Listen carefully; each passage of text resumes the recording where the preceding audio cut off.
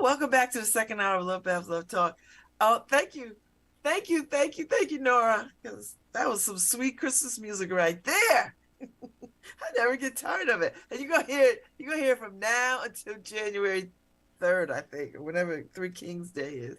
You'll hear it from now until then, and it'll probably be the same songs over and over because I never get tired of it. Love me some Christmas music. I do. I'm not one of these people that walks into the store in October and starts to hear it. Everybody gets, I don't want to hear Christmas. Why don't you want to hear jolly music? I don't understand people. Oh, I don't want Christmas. It's too soon. Why? Why wouldn't you want all this joy to surround you? You are, if you don't see that, you are experiencing Christmas wrong as hell. You are literally experiencing it wrong. If you are so wrapped up in, every year is closer and closer, it's too soon, it's too soon. You mean it's too soon for peace on earth, goodwill toward men? Is that what you're saying? I know you're not saying that. That's why when people say this, I hate walking into the store. You hate walking into the store and seeing Christmas? You hate it? Are you kidding? I need the seasons to be separate. They are separate. Just because you see it in the store does not mean you have to participate earlier than you normally would. I don't understand why people just rant because they want to rant. They're sad because they want to be sad. They're miserable because they want to be miserable. When I see Christmas stuff in the store, I'm happy. I get all excited and delighted. I don't care. It doesn't bother me. I love it. It gets people ready. So if you feel overwhelmed by the holidays, and I'm not talking about people who are experiencing loss and grief, and I'm not talking to those people. I'm talking to your run-of-the-mill bah humbug types. I'm talking to them. I'm not talking to the people who this is the first anniversary or the 100th anniversary of somebody they love lost. I'm not talking to those people. I'm not talking to the people who feel some kind of way, who have depression or anxiety or whatever. I'm not talking to those people because that's a whole different kind of thing. That's something else. But for you run-of-the-mill, bah humbug types, and you know who you are, I'm talking to you. Stop being mad about Christmas or Halloween or Thanksgiving, these seasons blending in or coming too soon. Stop it. Or just, you know what? Just buy your groceries online and don't go in the store. It's like, I can't, I'm always baffled by people like, I can't stand when all the decorations are out. What? All that beautiful ribbon and bulbs and lights, you don't like that? I need it to be. No, because there's some people who like to start their Christmas shopping early, or just want to get in the spirit early. Why would you begrudge them? You don't have to have that experience if that's not your thing. People come out their bag because their own, whatever's going on in them is not lit. Whatever's not lit in you, that's on you. Get a match, get a candle, light yourself up. Just embrace the joy of the season as best you can. Try it. Just try it on. The next time you walk into a store and you see all of it done up in, like, I don't know, early November, smile and say, yes, 'tis the season. Try that instead of, oh my God, I hate, I'm so annoyed. I can't believe it. Why can't these stores? Because that's not how retail works. And if you know anything about retail, it is you got to get ahead of the season. You got to be prepared for the seasons, ahead of the season. So there are some people that, they start, when I tell you, Marshalls and TJ Maxx and Burlington are good examples of this. They start putting out that Christmas stuff sometime mid-November. You start seeing it. They start putting out the Thanksgiving stuff mid-October. They start putting holidays, Halloween stuff out late September. You start seeing little bits of it. And then next thing you know, you're overrun with it. And then they mark it down. And then they go on to the next holiday, right? But they've already started putting out all that holiday stuff. And so by the time December rolls around, the day after Thanksgiving, it's a full-on Christmas festival. I don't want to go look for holiday things, and I have to wait till December. If I see a black Santa, because we hunt for black Santas at my house, and I went by myself this year because everybody is wherever they are in different stages of whatever. So I found one by myself this year, and I loved it.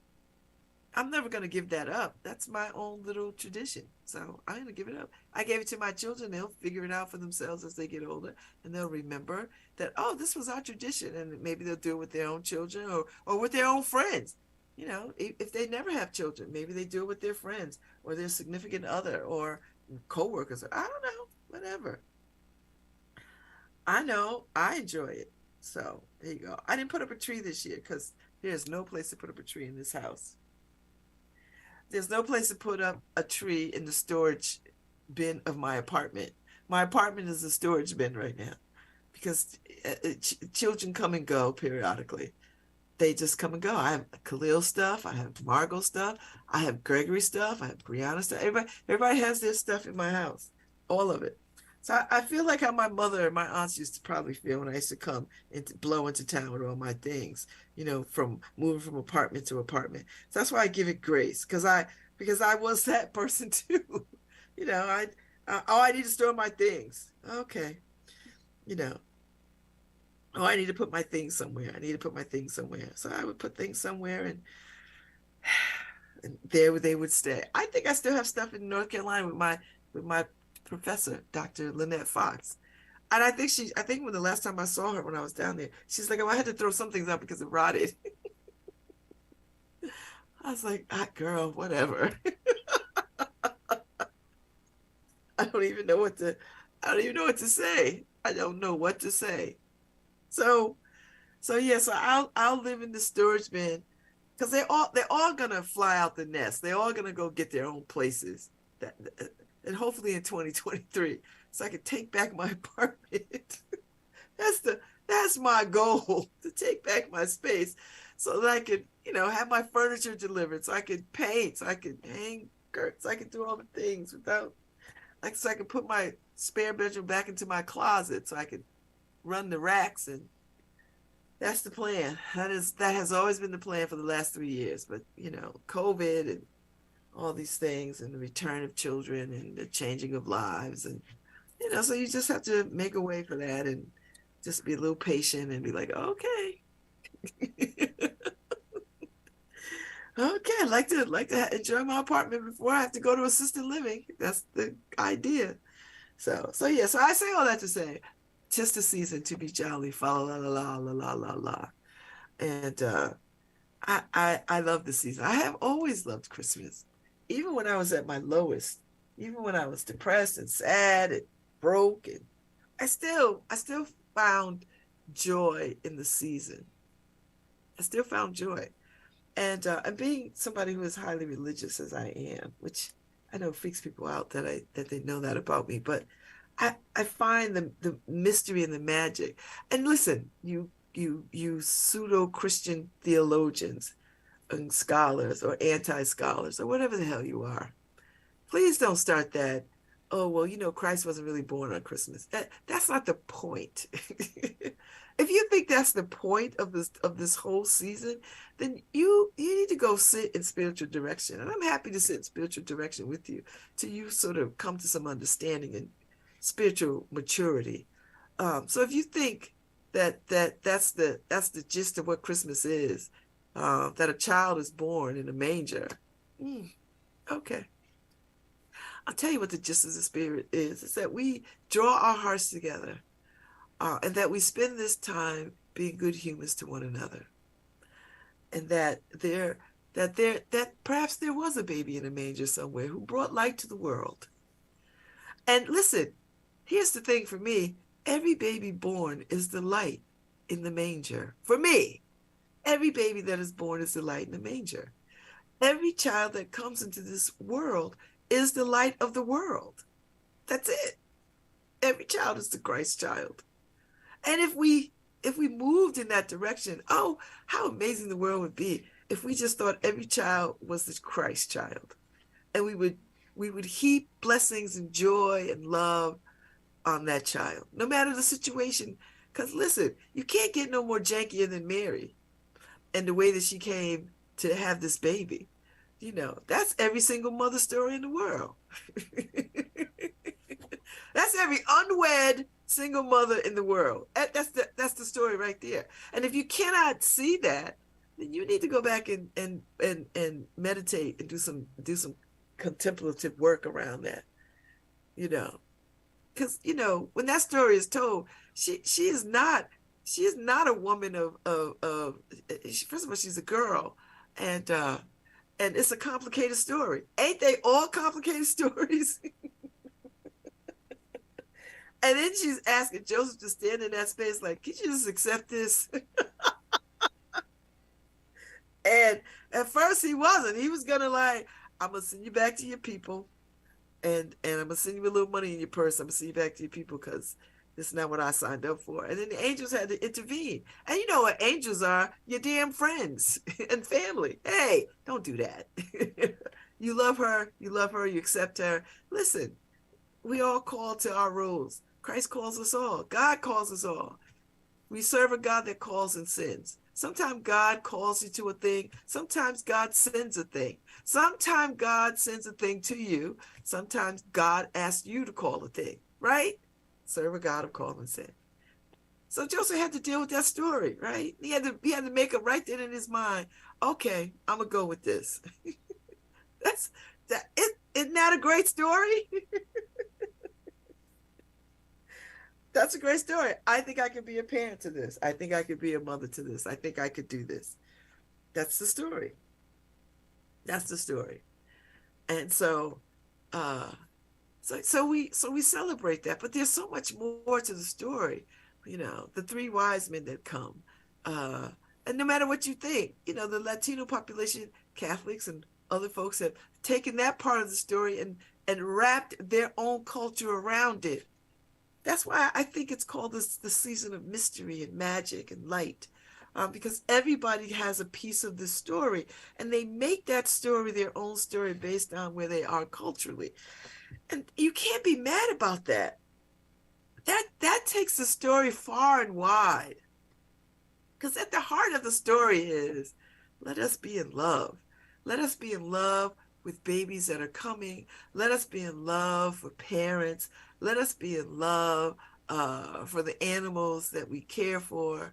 Let us be in love when they say there's no room at the inn. That's homelessness. Do you understand? That is homelessness. When they say there is no room at the inn, you got to make the leap to say they are homeless. They don't have any place to stay. So guess where they're going to stay? They're going to stay in the barn. And they're going to swaddle the baby in the manger. You know what the manger is, right? The manger is where animals eat. It's not a bed. It's hay and food and, So there's a lot to this story. The story has far-reaching implications for our everyday practical lives. That yes, we could do something about homelessness. Even though it is a romantic story in that regard, it is still a story that gives us pause to think about, well, if they had to endure that, what are my sisters and brothers enduring right now? Right? Right?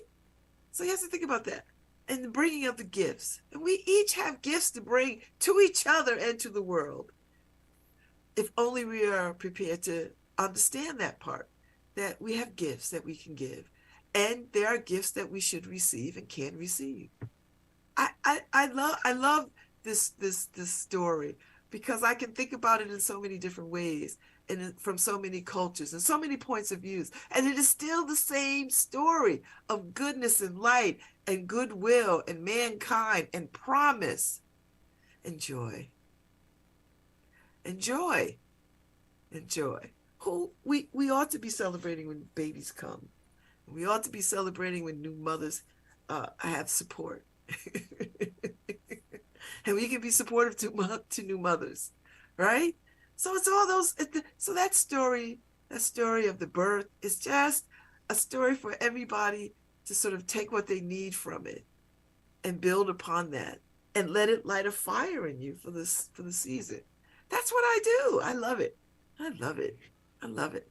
You know, the Jewish folks have don't have a dissimilar story. The lights of Hanukkah, you know, they are running persecution. They get someplace and like, oh, we about out of oil. Woo! And then what happens? A miracle happens. They have oil in the lamps for a little bit longer, a little bit longer. And it lights the darkness. There you go. That's a story of hope. That's a story of preservation. That's a story of belief. That's a story of togetherness. That we are, and it's a story of shared destiny. Not unlike the Christmas story, shared destiny. The Hanukkah story, shared destiny.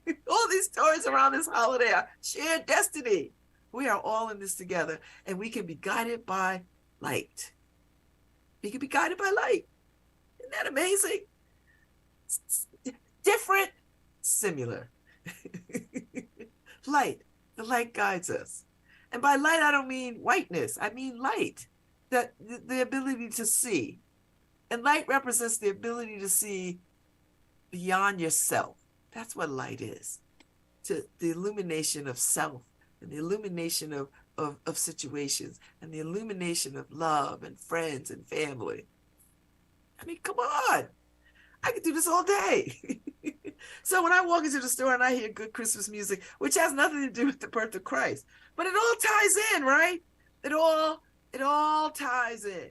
Because it's something for all of us to sort of, you know, maybe the Christ story is not your story, but you do like a damn Frosty the Snowman story. We do like a Frosty the Snowman. So children like that. And you parents, stop taking away these magical things from children. Stop saying, oh, Santa Claus doesn't exist. How do you know? I still believe in the magic of Santa. I do. I believe in the magic of Santa. I believe in the sense of something is coming and that joy is attached to it and happiness. So let children be children. You know what? There are children in Ukraine right now who are probably trying to prepare for Christmas under extenuating circumstances. Extenuating circumstances. That bombs are falling on their heads, and yet they are preparing for Christmas. I mean, that's an amazing sort of thing, that the light of hope is still instilled in them. But I say that about Africa too.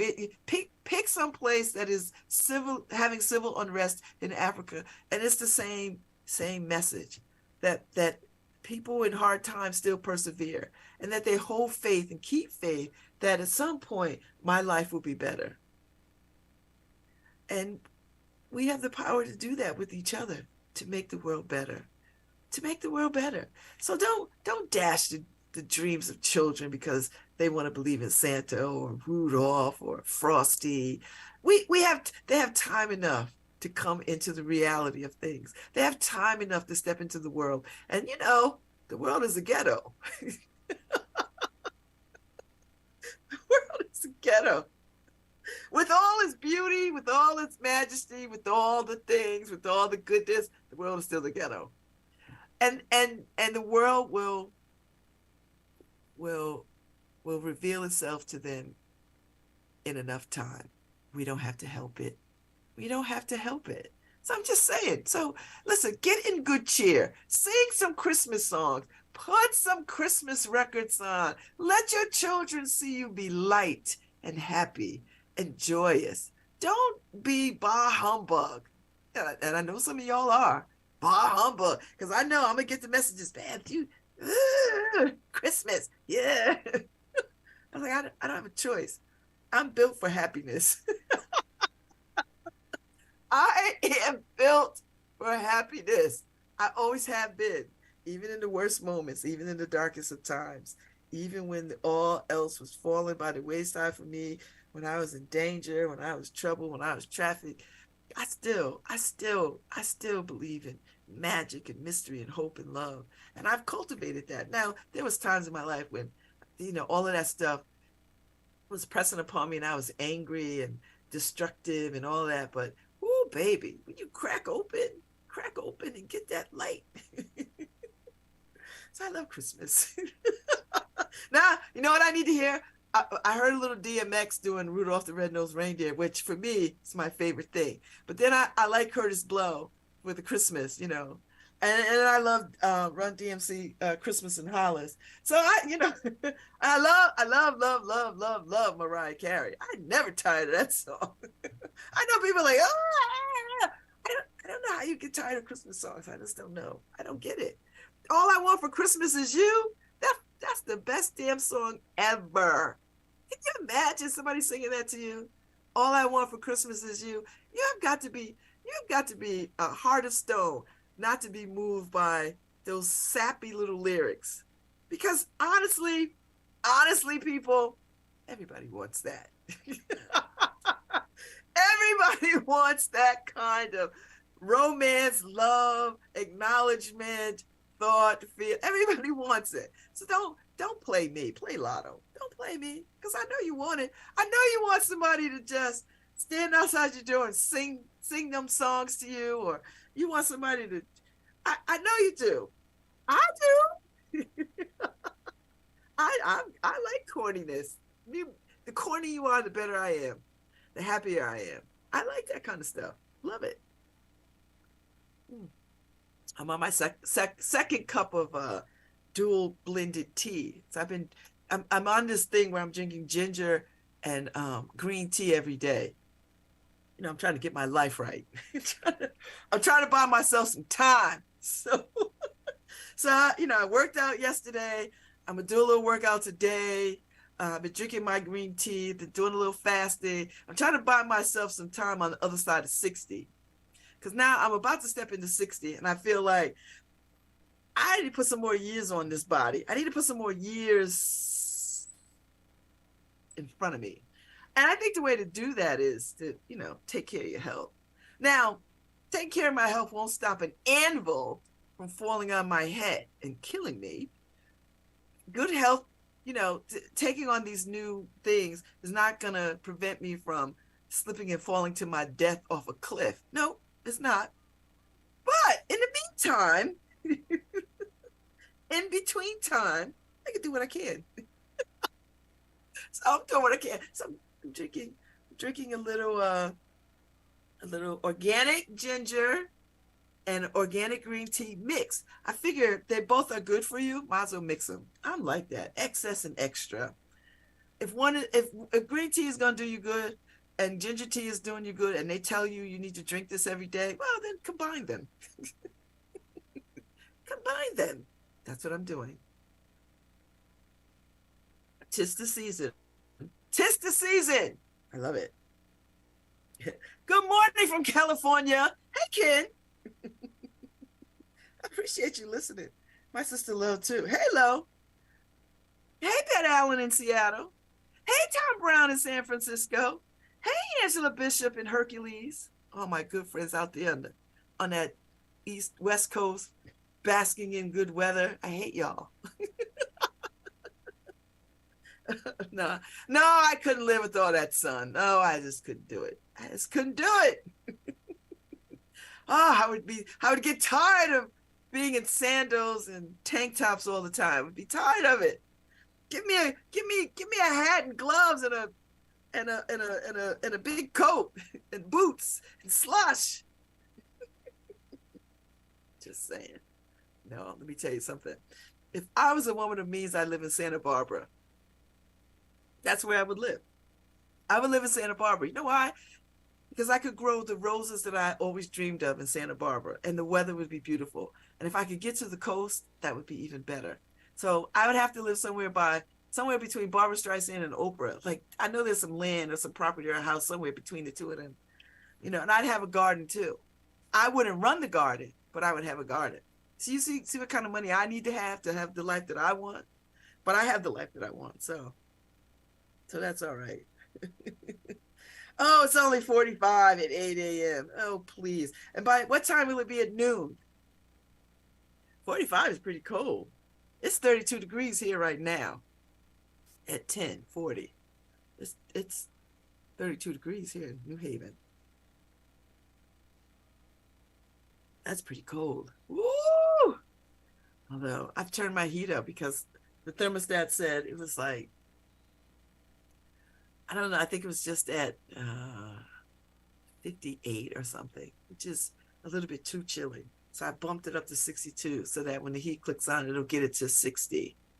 To get it to 60. I think I put it at 63, so it'll get it to like 61. And I think that's the sweet spot for my apartment. And then I have a space heater if I need more heat in my bedroom. So, but I have so many things around me. Like I'm literally, it's a storage. It's a cubie. I live in a dorm slash storage apartment because oh, everything but everything and my stuff.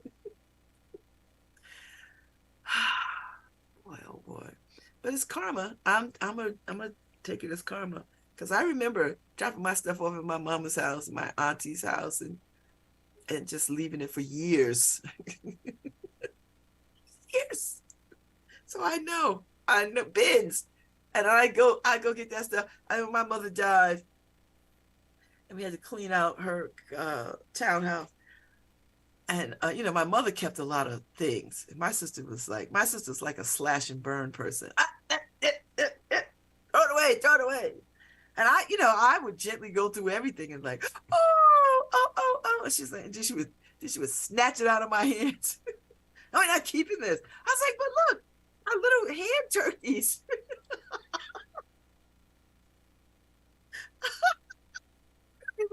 Hand turkeys, like you put your hand on the paper and then you draw around your hand. And then you put all the little things that a turkey would have on that paper, like you would glue it. And some years the turkey was recognizable, and some years the turkey was just abstract art. And I remember looking at those things, my sister snatched them. My sister Lo snatched them out of my hands, like, you're not taking that home. And she threw it in the garbage. She's like, Babz, you've not seen this stuff in 40 years. You are not taking this home. Because, I'm very sentimental about stuff like that. My sister, not so much. She snatched it out of my hands. I was like, oh my God. I was so mad. And I was like, oh, but she was absolutely right. I mean, she was, the fact that I gave myself time to sit there and look through that stuff was just really the balm that I needed. I didn't need to carry those things with me because they were already in me. Just seeing them again just reminded me of what that was like, and remembering that was just really was the key. And I didn't need to take that with me. But now, they say when you find stuff, you can take a picture of it, you can save it, and you can do all the things. But I didn't think about that at the time. But that was pretty good. That was pretty good. So yeah. So I live in a storage bin. Not to mention that, I have a ridiculous amount of clothes and accessories because I'm a clothes whore, right? Like I like clothes. I always have. And I dress well. By no accident. I was just trained that way.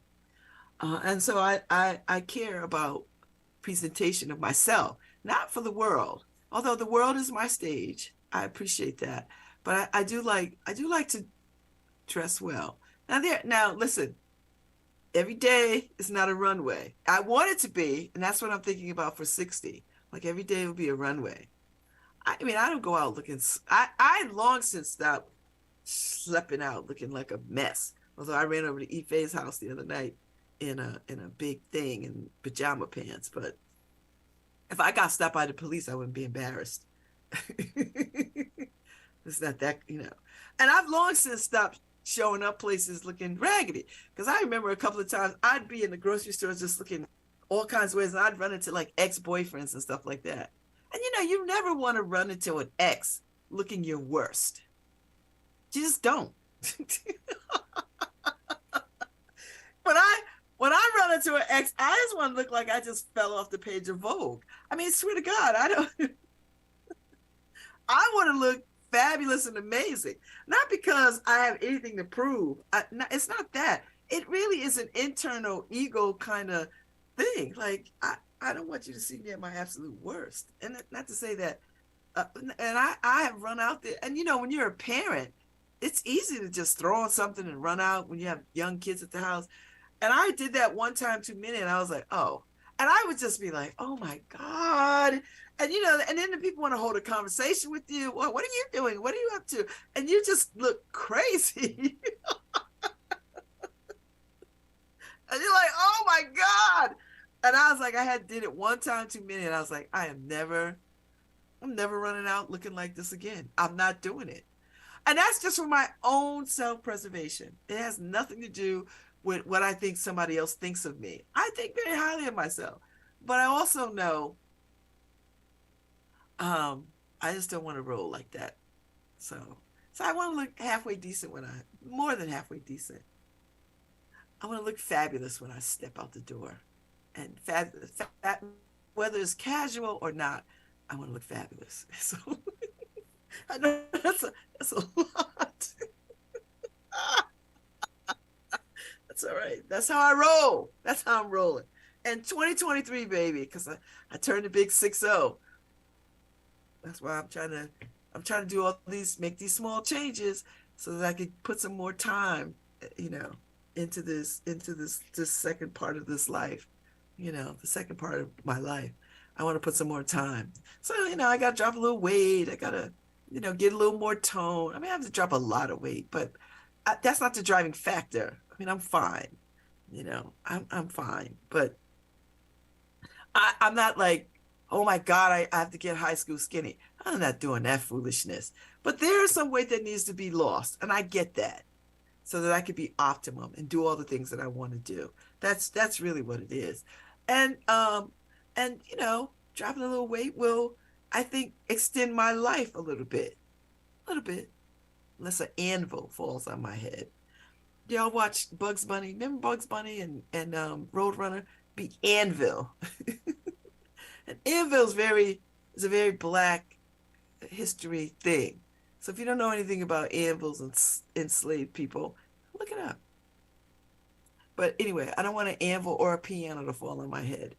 So there's nothing I can do about that. But I can do something about living a little bit longer, keeping the blood pressure good and the blood sugars good and, cholesterol good. Like keeping all those things normal.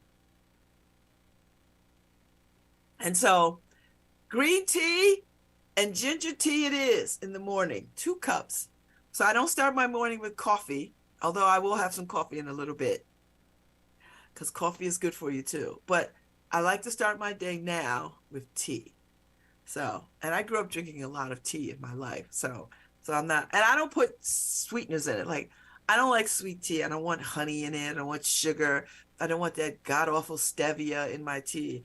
I just like it plain. Hot water. That's it. Sometimes it depends on the tea. I sprinkle a little cinnamon maybe. But other than that, I like a little cinnamon in my coffee. I like that. Another dual purpose. Black coffee and a little cinnamon. Regulates that blood sugar. Just saying. So look into it. So today I'm gonna when I get off air, I'm gonna get dressed, run up to the inner city, and then I'm gonna figure out a day to go caroling because I had posted it up on Facebook that I wanted to go caroling in New Hallville, and a lot of people said yes, we'd like to do it. Give us some dates. So since next week is what? Christmas? Next week is Christmas. Next week is Christmas. Next week? Is next week Christmas? Next week is Christmas. Yeah, I guess next Saturday is Christmas Eve. So, all right. So I'm going to try to get a caroling night in next week. Maybe. I'll figure out. Get a little caroling in. Just an hour, sing some songs, walk the neighborhood. That's what I want to do. So anyway, thank you, Noah, for riding shotgun. Harry, you are in my prayers. Thank you all for listening to me today. I'll be back tomorrow, Thursday. Enjoy the rest of your day, good people. And look, if you follow me on Facebook, look out for the caroling date. I'll see y'all. Oh, no, you could have just played us out with Christmas music. Thanks, Paul Babz.